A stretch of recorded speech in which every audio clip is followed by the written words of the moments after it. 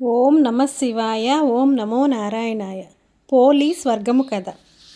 పవిత్రమైన కార్తీక మాస వ్రతం 30 రోజులు పూర్తి చేశాక మార్గశిర శుద్ధ పాడ్యమి నాడు వచ్చే పర్వదినమే పోలి స్వర్గమునకు చేరిన రోజు. భగవంతుడిని చేరటానికి భక్తి ముఖ్యం, కానీ ఆర్భాటాలు హడావిడి ముఖ్యం కాదు అని తెలిపే కథే పోలి స్వర్గం కథ.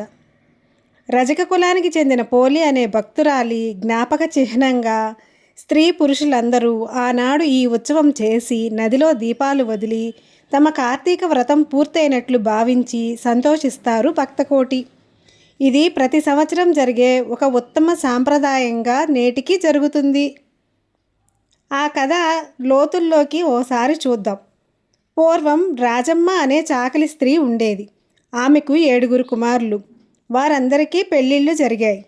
7 కోడళ్ళు కాపురానికి వచ్చారు. ఆఖరి కోడలి పుట్టింటి వారు పేదవారు. ఆమె ఉత్తమ గుణాలు, భక్తి తత్పరత, సౌందర్యం చూసి 7వ కొడుకు ఆమెను వరించి పట్టుబడటం వల్ల వారి వివాహం జరిగింది.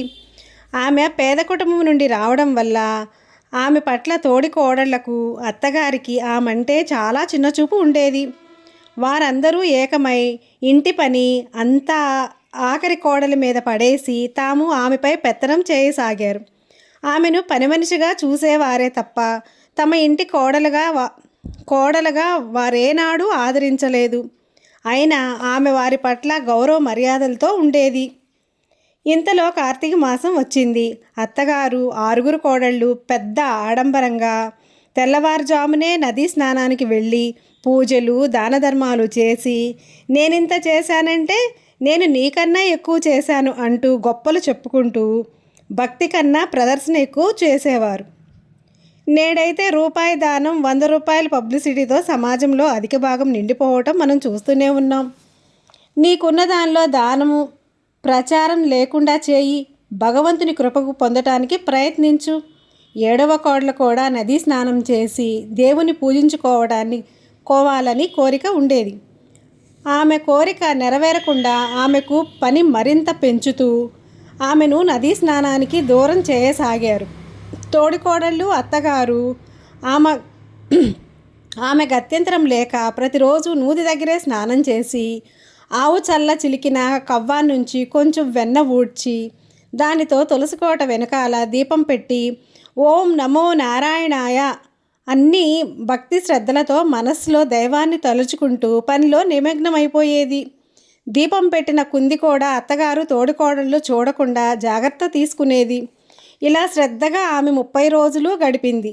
మార్గశిర శుద్ధ పాడ్యమి నాడు అత్తగారు తోడికోడళ్ళు చూస్తుండగా ఆమె భక్తిని మెచ్చిన శ్రీహరి పంపిన విష్ణు విమానంతో భూలోకానికి వచ్చిన విష్ణుదేవతలు ఆమెను దివ్య విమానంలోని కూర్చుండబెట్టుకుని విష్ణులోకము దిశగా పయనించసాగారు. కింద నుండి ఈ వింతను చూస్తున్న ఆమె తోడికోడళ్ళు, అత్తగారు ఎంత దారుణం! ప్రతినిత్యం నదీ స్నానం చేసి విష్ణువును పూజించిన మాకు లభించని విష్ణులోకం పోలికి దక్కటం ఎంత అన్యాయము అంటూ తమ ఆక్రోశం వెల్లిబుచ్చసాగారు. వారి మాటలకు విష్ణుదూతలు ఇలా బదులివ్వసాగారు. మీరు ఆడంబరాలతో విష్ణుభక్తి లేకుండా ఆర్భాటం చేశారు.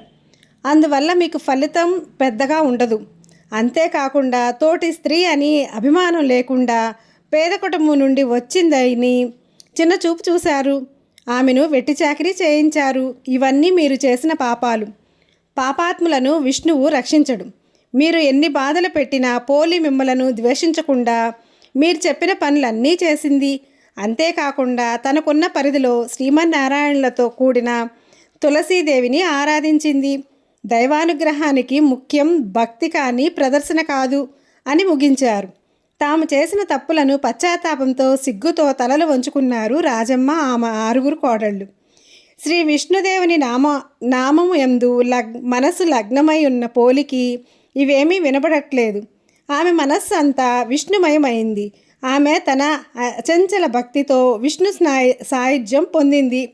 ప్రదర్శన కాదు భక్తి ముఖ్యమని పోలికథ ద్వారా గ్రహించిన మనం కూడా భక్తి మార్గంలో నడిచి విష్ణుమూర్తి కృపా కటాక్షాలకు పాత్రులమవుదాం. సర్వం విష్ణుం దేవార్పణమస్తు.